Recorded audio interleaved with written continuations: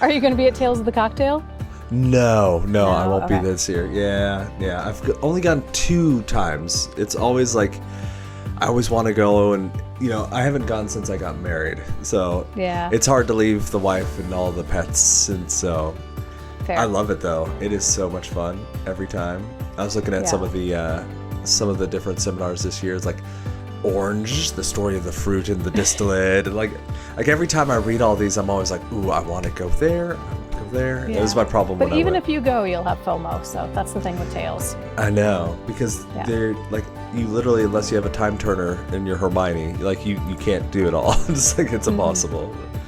But yeah, so in terms of order, we can talk about candy first if you want. Yeah. And I think if you're okay with it, I'd just jump in because, we're just kind of chatting. It's kind of the same format while we do the show. So, like, thanks for coming on, Kate Mikkelson. I saw that you had a USBG suggested class about candy. I thought that is someone I want to talk to. So, what led you to suggest that class, and what got you into candy? The candy came about because our favorite bar, my husband and I, where we had a lot of our first dates, it turns out the bartenders there are kind of sugar fiends. And so I started the candy kind of originally as like a Christmas thank you box. And going back even further, it was kind of, there are certain cocktails that just lend themselves to candy really well.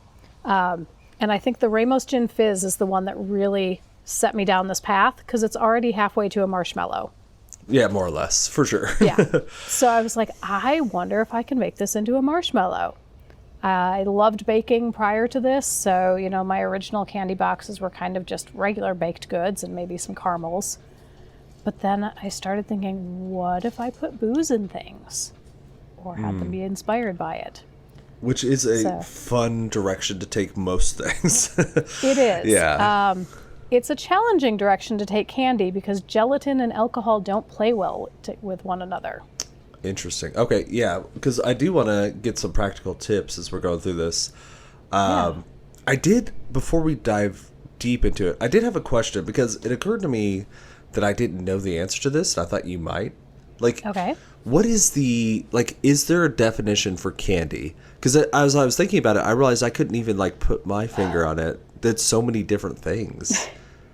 Yeah, it's really any confection. I mean, I don't know. Again, I have no training in any of this. I'm entirely self-taught. Sure. I bought a textbook from the University of Madison, Wisconsin confectionery program to try to figure out the technical things. I don't know the textbook definition of confections or candy, but in my mind, it's a small, generally sweet treat. And most of them start from, similar to the alcohol industry, most of them kind of started as medicinal, coming from a medicinal history because you had to cover the taste of the horrible herbs and tonics that they were trying to give you. So that's where I think the sugar element comes in of, Mary Poppins is always right about everything. A spoonful of sugar makes everything better. So I think confectionery is just anything that is a sugar-based treat and historically probably created to cover some sort of medicinal flavor. Okay. Yeah, I think that's, if nothing else, a good working definition. I almost looked it up just to see if there was some technical definition, but I was like, maybe we could work it out between the two of us. I asked it because as I was kind of thinking about this, it occurred to me how big the world of candy is. It's almost like how different breeds of dogs are, even though they are all one category. You have your Chihuahua next to your Great Dane, worlds of difference. But yeah, you have to have the caramels, you have the marshmallows, you have your hard candies, and I was even thinking, I'm sure that you couldn't even use a definition of a specific sugar level, because I'm sure if you start looking internationally, there's going to be wildly different preferences for amount of acidity, different flavors, sugar. And so I was like, man, there is a lot here. The well goes all the way down. Yeah, and I mean, I think the sugar is a key part of candy and confections, but not always the key part of the flavor. If you think of, a tamarindo from Mexico is incredibly tart. Yeah. And, I just completely blanked on the chamoy candies, that have some sweet and sour elements to them. Yeah. We're headed to Asia this fall on a 2-week trip, and I can't wait to see what kind of flavors they're using in confections. Crazy candies. Oh, yeah, I'm sure. We're in Asia. We will be in Seoul, Macau, Taipei, and Hong Kong. That's awesome. It is. For the listeners of the show have been following for a while, I had Tim Gazer on Master Som, and he did a tasting class in China. And the only reason I know that is I asked him about some of his favorite experiences teaching tasting and some of the more surprising things. And it really threw him for a loop because there's a huge insensitivity kind of almost culturally throughout most of the students he had there because they drink so much tea. He's like, most other places I run tasting pairings, it's a really big sticking point, but they just did not care about tannins because they were so desensitized to it. So it is cool seeing those little pockets of weird oddball flavor preferences that develop just because they eat a lot of this or that. Or tamarind is a great example too.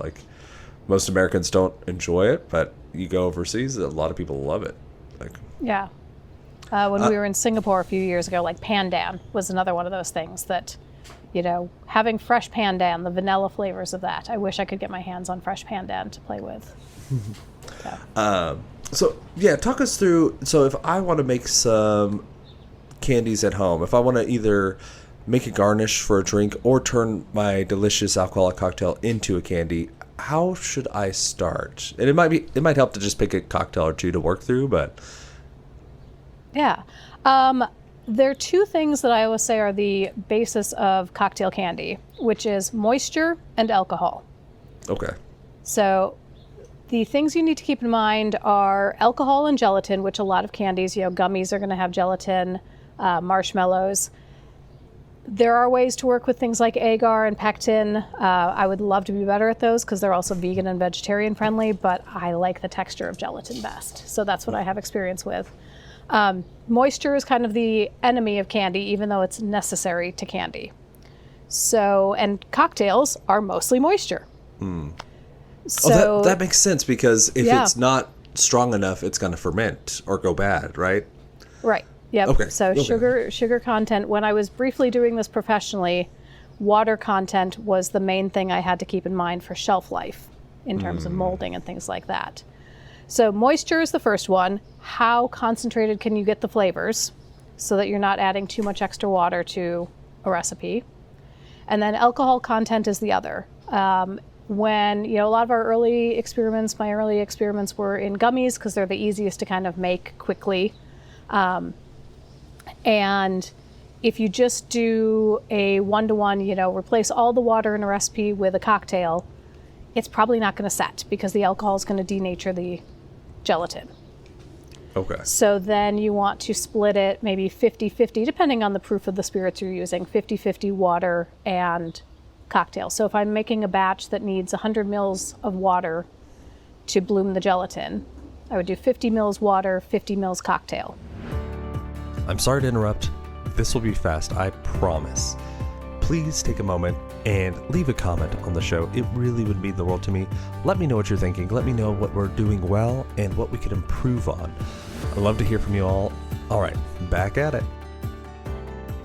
Okay, so let's imagine, because let's do two different branches if we can, just so I could, imagine if I wanted to make an aviation, because I want something that has that citrus element in there, because I'm not sure how that interact, but I was hoping that, and then maybe I also love Manhattans, and I wanted to do a Manhattan.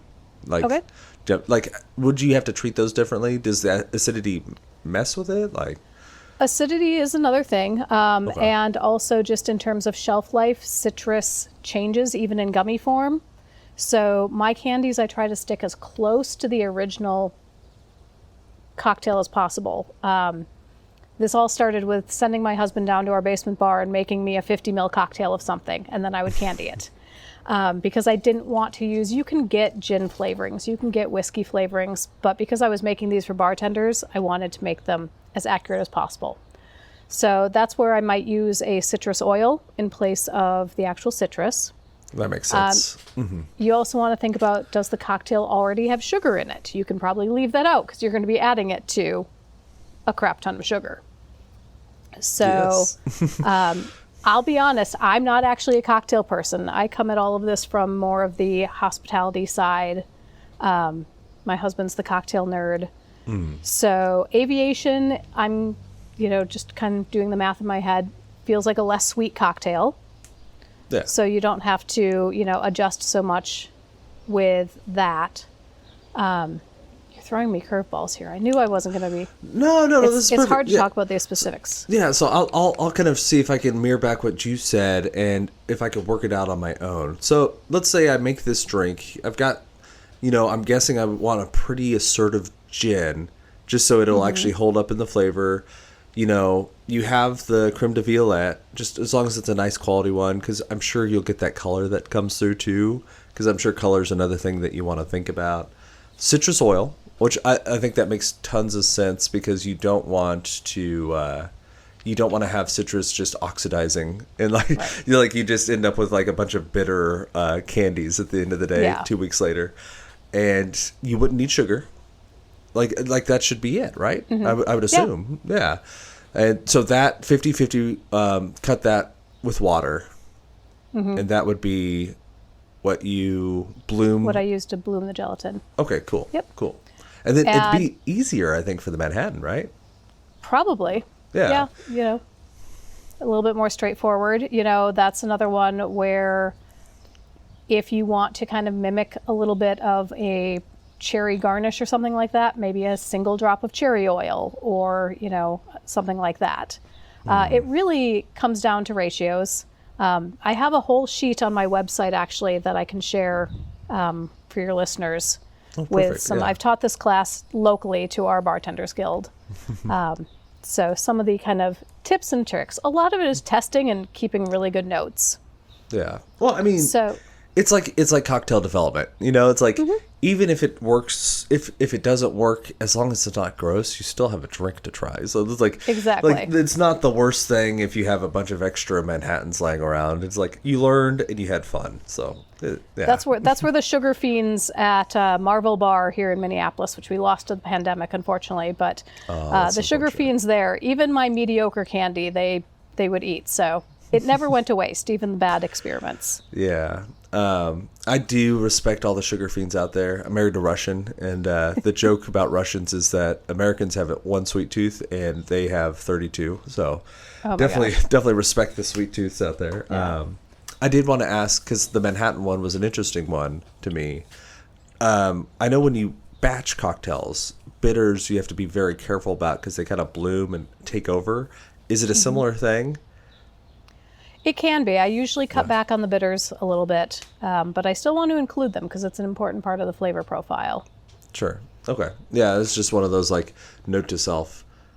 So those are kind of your starter candies. You mentioned marshmallows too. Is that a different game? A little bit. It's similar in terms of the blooming the gelatin. I usually start with a pretty similar 50-50 split on that. But things you have to keep in mind are with the gummies, you have to keep in mind that you're going to be diluting it quite a bit with the sugar. With marshmallows, you're kind of diluting with air. Okay. So again, that's where that, as much as you can do to concentrate flavors without too much extra liquid. So, you're not doing any dilution in the cocktail before you add it to the gelatin other than the water that you need to add for that. A really good example is my Malort gummies. That makes sense. Okay, cool. Malort Swedish fish. Every time I want to make a batch of those, I have to reduce a bottle of Malort by 3/4 on my stovetop. So some people put potpourri on the stove to make their house smell nice. I simmer Malort for hours on end. And I'll let you imagine what that smells like. Inviting, yes. Yes. So with marshmallows, your real consideration, I think the gelatin's a little bit more finicky with alcohol in marshmallows because you're trying to create a sugar matrix. Okay. And you also have to be careful with marshmallows. The other thing I've caught is the sugar content of liqueurs. I worked for ages on a pink squirrel marshmallow, And creme de noyeau is always a very sweet liqueur, and that was adding too much sugar. And so that was throwing off the gelatin sugar matrix of the marshmallow. So that's a fun one. I have a couple of questions here. My first one, the reduction of Malort, was that just to intensify the flavors? Does it dilute it that much? It's when you add it to a candy, it's just, I mean, it's if you're going to call something a Malort candy, it needs to taste of Malort. Okay. Got it, yeah. So just bringing that down. It was that or adding more wormwood, but I wanted to not adulterate it. Got it. Okay. And so that was my first question. And then, so I've never actually made marshmallows. I've heard of people doing it. I've eaten some homemade ones, but I've never gone through that process. And I'm going to guess that a lot of people listening probably haven't. Could you just walk us through real fast, like how even like a basic one works? Sure. So marshmallows are, especially the non-boozy ones, are surprisingly easy. People are always surprised that you can make them.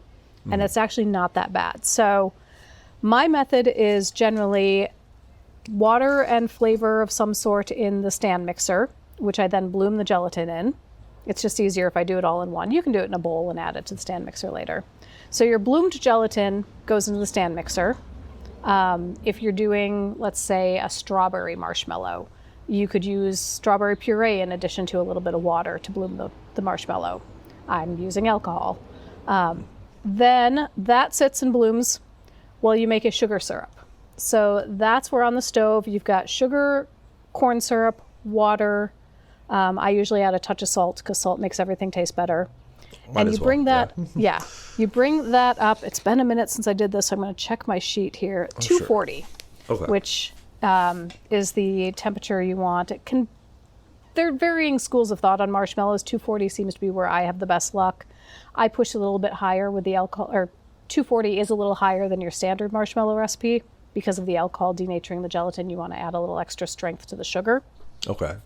And then, just so again, I'm simpleton here. How do you know it's 240? Is that where the candy thermometer comes candy in? Thermometer. Okay, cool. If you're going to make any kind of candy thermometer is vital. Got it. Okay.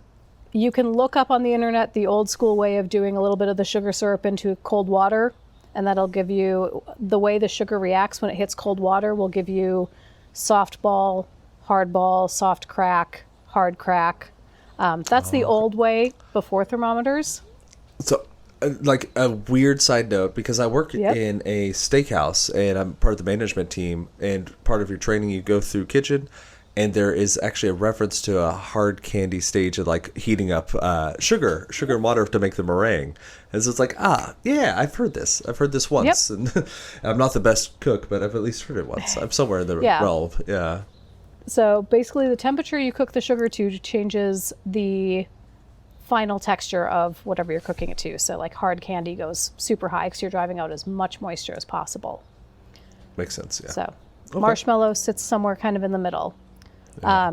So once you have your sugar syrup, you basically are mixing that with the gelatin. Because I'm using a stand mixer, I've done marshmallows by hand. Don't do it. It's not worth it.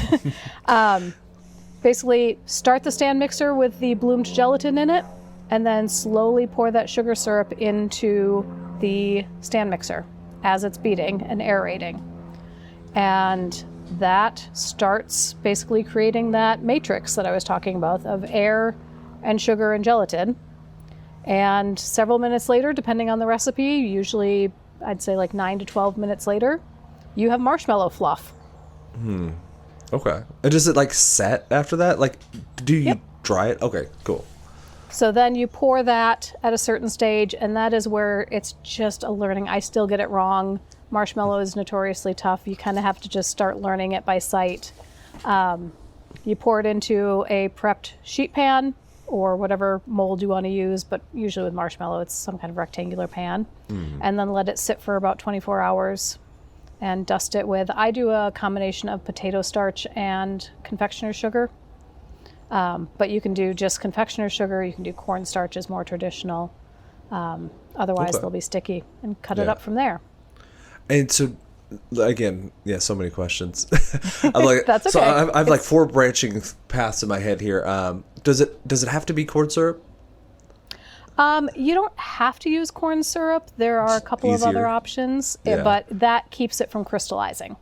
Oh, okay, cool. Yeah. Yep.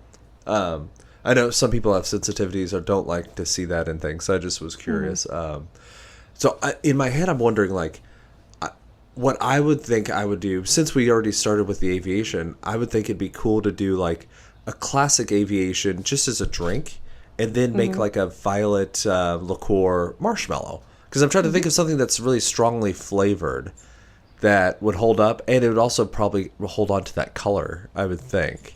So, like, I'm trying to think of what would look cool, like, as a garnish sort of thing. I do usually add a little bit of coloring because once you aerate it, it can look gorgeous as a syrup. And once you aerate it, you have to think about that color is now that amount in a big pan of marshmallows. So how much liquid turns into how much marshmallow? Because maybe I'm just thinking of it as a much bigger thing than it actually is. Let's see. I probably use, it's maybe about 2 cups of syrup by the time I'm done with it, cooking it Okay. on the stovetop. So not Again, a lot. Yeah. No. It's the air doing a lot of work to make marshmallows. Okay. So good to know. See, I would have made some really pale purple sad marshmallows. That again would have been fun to eat, but not as successful experience as I'd hope. Okay. Yeah, Cool. it's the fun thing with candy is it is more chemistry than I ever thought I would do in my life. It is closer to, I often compare, especially with the cocktail candy. If you're familiar with Heston Blumenthal and like molecular gastronomy, especially the cocktail candy, but really any candy is more molecular gastronomy than it is, Betty Crocker baking. Yeah, because you have so many things that are interplaying, like just the alcohol alone, all that residual sugar, like you mentioned, the acidity, and every different liqueur is going to be different. Like, that it makes a lot of sense. We had one chocolatier come on, Randy Page out of Tulsa, and him talking through his process, because, I mean, I don't know if you do truffles or not, but, like, chocolate is its own mix of crazy temperature curing and blah, blah, blah, blah. Like, it's just like, oh, my God. Yes, this is why they charge $12 a box. Got it. Sold. One of the best candies I've ever made was a Fernet patty, where I subbed, instead of peppermint extract, I used Fernet. That's really cool. And coating those with tempered chocolate, I'm pretty much always in tears by the end, just from the, like, keeping that at the right temperature, the dipping, everything. I have a lot of respect for chocolate people. I do it occasionally, but about once a year, or I would lose my mind. Right. Okay, so we've talked marshmallows, gummies. Do you dabble in any caramel or hard candy? Caramels, yes. Hard candy, I've mostly given up on. It's so hard to control the moisture, especially living in Minnesota. And I seem to make the most candy either at Christmas when things are dry, which is good for hard candy, or for Tales of the Cocktail when it is very much not dry here. The worst time, yes. Yeah. Caramels are a lot of fun. Caramels are hard because there's a lot of flavor to contend with. So you have to really, when you think about it, a caramel already has a lot of set flavor. It also has to get to a pretty high temperature. You're boiling a lot of sugar. But if you can add some really strong flavors, we've done them with nocino, like those nutty, kind of slightly bitter tannic flavors work really well. And I've done like cider caramels as well that kind of bring in that acidity. So you have to have something that's punchy enough to fight against the sweetness and strength of the caramel flavor. And intuitively, that makes sense, Yeah. And with caramels, the key thing there is to find a good caramel recipe that you like. I started with one from Martha Stewart back in the day. But because the sugar gets to such a high temperature at the beginning of the process, that's where I almost always add the majority of the alcohol or flavoring at the very end. So you kind of get the caramel where it needs to be, let it come off the temp a little bit, and then most recipes have you add like 2 tablespoons or 2 teaspoons of vanilla. I would sub out some other flavor there. Okay, that makes sense. Because you'll also like boil off all the alcohol and flavor too, right? I presume. A lot of it, yeah. And you also have to be careful with something that if there's any, if it's a liqueur that has any kind of residual, I don't know, a Nicino or a Nicello could have some little bits of nuts or something in it. That's going to burn at the temperatures that you do caramel. So that's where adding it at the end works better. That makes sense. Okay, cool. Do you have any favorite candies you've made, or any either go best or worst? Worst disaster that you were like, how did this happen? Or best success, or maybe even both. I'd take both if you wanted. Fernet mint patties are a nightmare to make, but they are delicious and everyone loves them. So those are simultaneously my favorite and least favorite candy. I think the Gin Fizz marshmallows are just perfection because they capture much of what people love about that cocktail. And I will say for least favorite gin, martinis, I still haven't made a really great martini candy. It's such a delicate flavor that kind of gets out of balance when you have to add it to a bunch of sugar. That makes a lot of sense to me because, in my head, I'm thinking through other delicate flavors and oysters were the first thing that popped in my mind, and that's a terrible candy idea, but also just how subtle that flavor is. What you have, just salt candy, I guess that might be a thing somewhere, but it's salt sugar that I don't know, it'd be like a whiskey on the rocks candy, which actually probably be good, but that would almost by nature turn it into an old fashioned. There's some things that are just full in themselves and done, and a sweet martini sounds weird. It just does, Yeah, I keep trying, and it just still hasn't worked. Yeah, but like we said, you still end up with candy, so it's not the worst thing in the world. End up with gin and gin flavored candy. Yeah, we've had worse problems. For sure. So, getting to meet you and know about you, I saw you have the Drinking in Context and Bar Notable. And so I was hoping you could tell us a little bit about your path and what you've done in the hospitality industry. Yeah, so I came to this through a kind of a strange path. I've never been a bartender. I was a barista, which, kind of the same thing, just in the mornings. And when my now husband and I started dating, we did a lot of cocktail bars. And at the time, I was really struggling with social anxiety. And I found sitting at the bar across from a bartender was just a great, safe place to there was a safety net of almost the transactional nature of being at a bar. And I know people don't like to talk about the transactional part of it, but it gave me a safety net of a place to talk to somebody and socialize and kind of practice some skills that were a little rusty for me just because of, mental health and whatnot. And then it turns out I just fell in love with it. And the people were great. The bartenders I thought were the cool kids who would never want to hang out with me. And then it turns out they were actually all super big nerds who were just really good at looking cool behind the bar. From experience, it's mostly true, yes. Yeah. But I also do better when I have a job to do. So I started working with the Bartenders Guild here in Minneapolis, St. Paul, doing their social media. And then it turns out, because I have a background in administrative work, I was organized. So they made me their president because I returned emails. And speaking as someone who's trying to get the USBG going in Omaha, we're still looking for one other leader, and then we'll start it back, which I think we've got it. It is surprisingly hard to get bartenders unified and united and going in one direction at one time. It is even more difficult than herding cats. So, yes, you show up on time and answer emails. So, yeah. Herding drunk kittens. Yep. I love it. So from there, I love cocktails, but it was really the hospitality that made such a change in my life that's what I've kind of focused on ever since. So Drinking in Context is my not nearly frequently enough updated blog and social media profile that's kind of showcasing our travels and some of the cocktails we have and some things going on around Minneapolis, St. Paul. The name of it came from after not drinking gin for many, many years, after a bad experience in college. I think we've all had at least one spirit that did that. I was fortunate enough to travel with my mom to Tanzania and was drinking a gin and tonic at a safari lodge.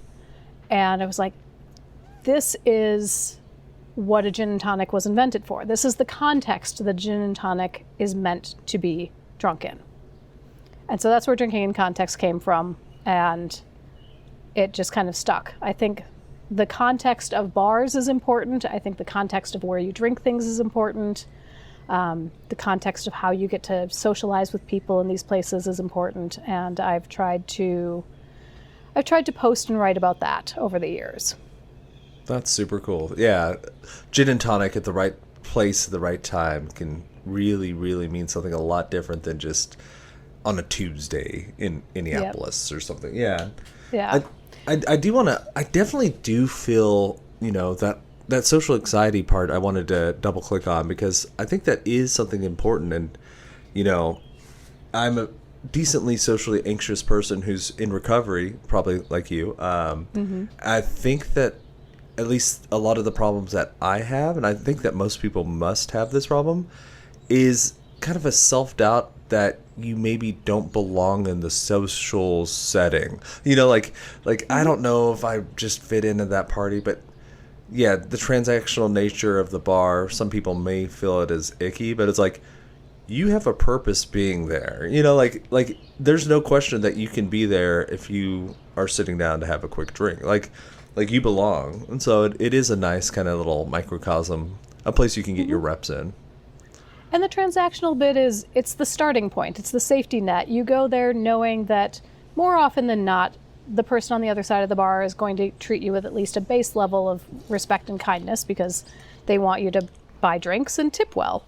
Mm-hmm. It then, once you actually start talking to them and expressing an interest in what they're doing, it becomes so much more than that. And that's where the magic really happens. But for somebody like me, who I think the social doubt is, apt, that transactional start kind of let me realize, no, I had a place. Mm-hmm. It greases the wheel. It does, yep. Yeah. Two separate instances, because I occupied the other side. I was bartender and, I was also young and crazy, so I occupied both sides. I actually, the first time I really interacted with my wife, she was ordering a drink from me. She worked in the restaurant, but, it's low stakes. It's like, I made this cocktail, try this out. It's like, okay. And I'm also thinking one of my roommates before I met her was just a bartender in town, very nice lady, Leahi Mayfield. And it's like, go in, she remembered my drink the second time. And like, eventually we became friends, and we ended up like, I needed a roommate when she was looking for a house. And you never know, but it all started just from like dollar tacos and back in the day I was drinking vodka Red Bulls because I was gross, but whatever. We all have our silly drinks from the past.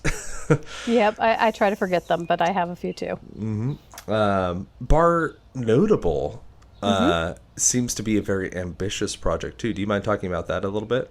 I'd love to. Ambitious is a good word for it. Mm-hmm. So Bar Notable, shortly before the pandemic, I took a data analytics boot camp, which wasn't the greatest boot camp and didn't really take me where I wanted it to. But I kind of had discovered through the last few jobs I had that I really enjoy just digging through data to see what interesting tidbits I can find. And so when I needed to practice some of those skills, I was like, we like going to award-winning bars around the world, but nobody had put multiple awards in one place, or even all of one list in one place. So you could go to the website for, say, World's 50 Best Bars, and you could see them by year, but you couldn't see how many bars in this city had ranked on their list, or, multiple, how many were on all three of their lists, or I think there were only 2 when I started this project. So do we have any in Nebraska, say? And I looked it up. We do have one. Yeah. There you go. Yeah. So I started a spreadsheet where I started with World's 50 Best Bars, just putting them all in one place. And then I kind of got addicted to this project, and I'm up to, my background spreadsheet has 13 awards in it now and about 15,000 data points.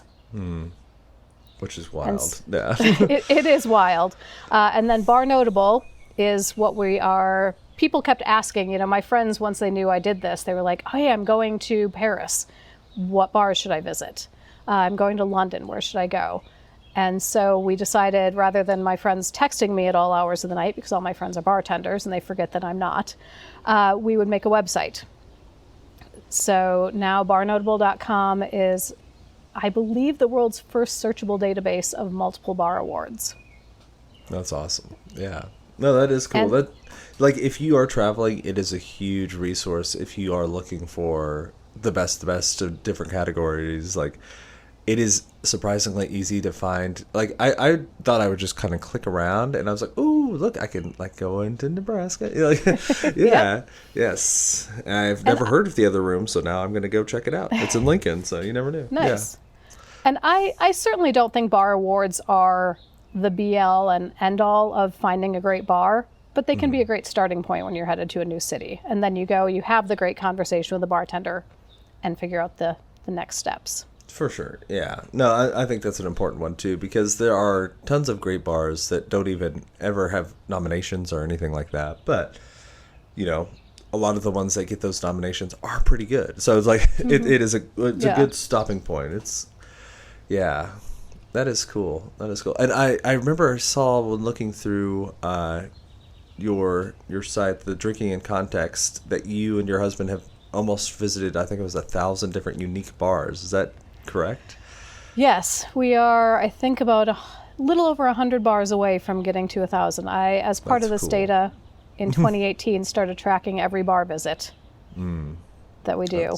That's super cool. Do you also like keep the notes, like rank them on the back end for you, or is it just like a check mark sort of thing? It's really just a check mark thing. Okay. It's really hard for me because going to a bar one time, I don't think can tell you, is this a good bar? Sometimes one time is enough to tell you it's a bad bar. But, you know, everybody has a bad day. If you happen to be there and the only time you can go to an award-winning bar in New York is at 7 p.m. on a Sunday, or a Saturday, I should say, you're not going to have the same experience as if you can go at open on a Tuesday. So I'm very careful. I don't like doing my own rankings of bars. But I will happily tell people my favorites. Off the record, yes. Off the air. So from seeing so many different people doing so many different things in so many ways, like, are there common themes that you think tie some of the best together? Are there things that you're like, the top 10 in my mind, they all have XYZ in common? It comes down to people. It really does. And if you walk into, no bar is ever going to manage to be everyone's favorite bar.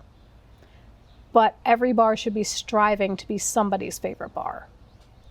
And I think every bar should be striving to make every person who walks in the door feel at home in whatever way that works for them.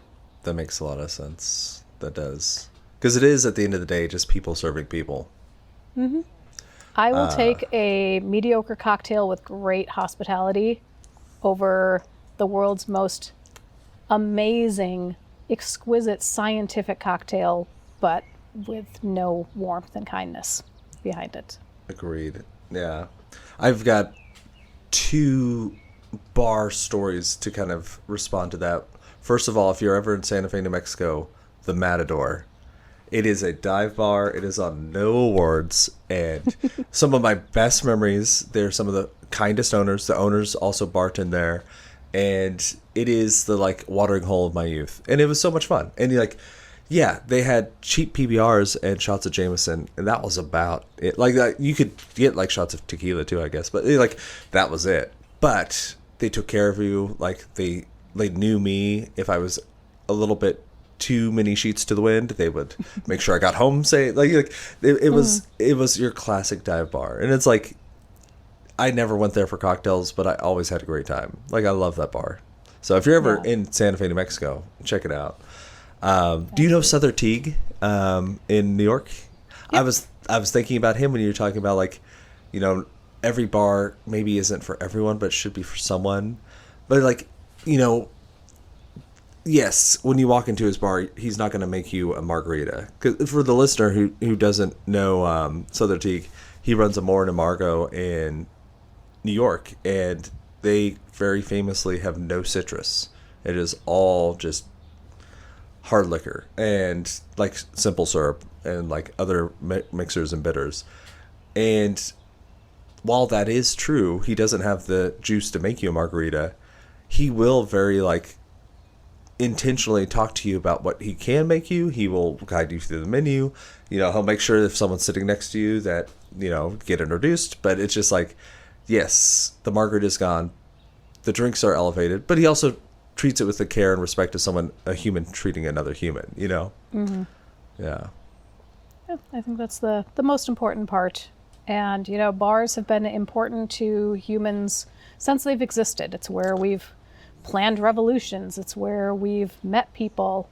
And I think they remain important, and they're changing right now, especially with fewer and fewer people drinking, or their drinking habits changing. But I think we need to find a way for them to still be community spaces and keep that importance. I'd agree with that, yeah. And bars are one of those few places, like, unlike a coffee shop where you kind of go there to be alone together. Bars, you go there to be together. Like, it's one of the few places that communal interactions are actually like normal and like encouraged, you know, like yeah. I do think it is interesting that of all the different establishments, bars are the ones that we tried to make illegal back in the day, and that didn't work. So it's like that also tells you there's something integral about them. Or we're weak-willed. One of the two. Maybe a bit of both. A little bit of both. Are there any things that tie together kind of the worst ones? And obviously don't tell us what the worst ones are, but... I just think a lack of genuine warmth, and, you know, not everybody has to be in their best mood at all times, but they should at least be trying to do the base level of making people feel welcome there.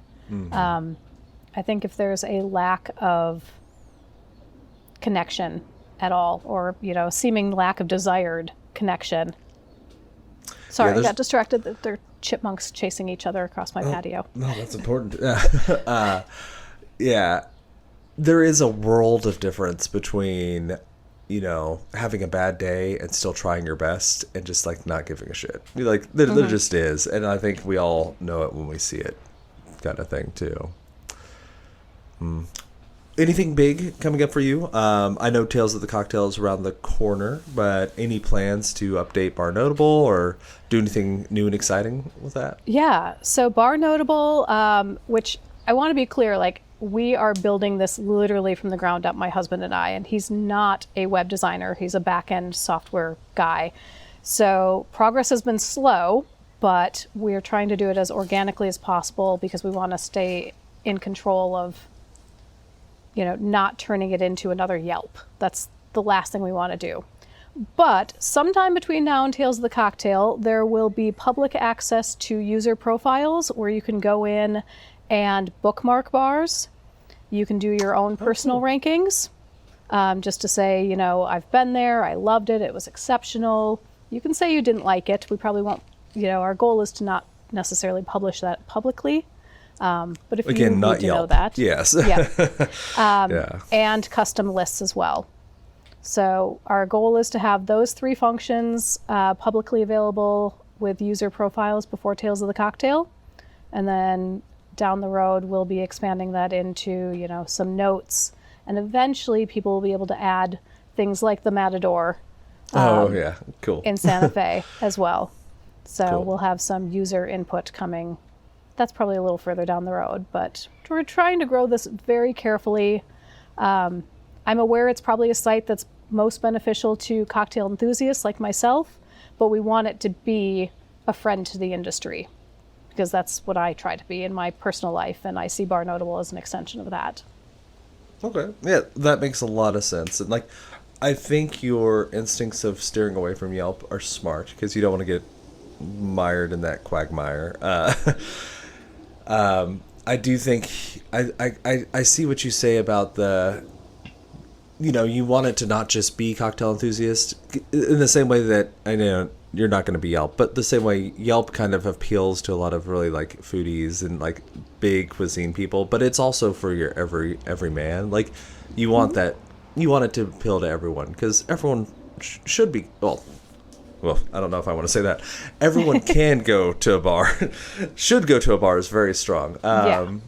I think anyone who does drink and doesn't have any issues with drinking and, drinks responsibly, I think that you mentioned it before, the bars are struggling right now. I run a restaurant with, alcohol sales, and alcohol sales are way down, and it's probably good for the collective health, and maybe it's a correction that will correct back. You never know. COVID probably had a lot to do with it. People probably consumed a little more than they intended to for a couple of years. I know that I did my best to keep the local liquor store in survive, and they made it, so we're good. And so I pulled back drinking a little too. So all that to say, who knows where this is all going, but I think it's cool that you're providing something for the public and the cocktail enthusiasts to really help and learn and grow. And it's important to me, one of the things I kind of forgot to touch on with the original database was being from Minneapolis, St. Paul. I got frustrated that so many of our great bars weren't being recognized by these lists. And everybody knew that it was a problem, but part of why I started the spreadsheet was to kind of prove how big a problem it was. So to really prove with the data how few cities were actually getting the recognition. So I'm also hoping with Bar Notable, like you said, you can go in and see if there's anything in, Omaha or anywhere else in the world. Or 45 minutes out, Lincoln, and that's it. But no, on your Instagram, you had that meme where it's like, where are all the bars that win rewards? And it's all on the coast. It's so weird. It's like this big empty center of the U.S. It's so strange. North America's 50 Best was pretty much an outline of the country with one little dip into Chicago. Yep. Which, so it goes. I've lived in the middle of the country my whole life. I understand. I know. I know the game. Someone who's listening today and wants to find out more about you, what you do, where could they go online to find out all about this stuff? Drinking Context, both .com and on Instagram, for some of my personal takes and our travel, following along on our upcoming trips, which are plenty. And then barnotable.com, and on Instagram, that one is bar_notable. To follow along with a little bit more of the data work. I have a post coming out soon with talking a little bit about what we might see from the new Europe's 50 Best list that's launching next week. Awesome. Yeah, and where to find me.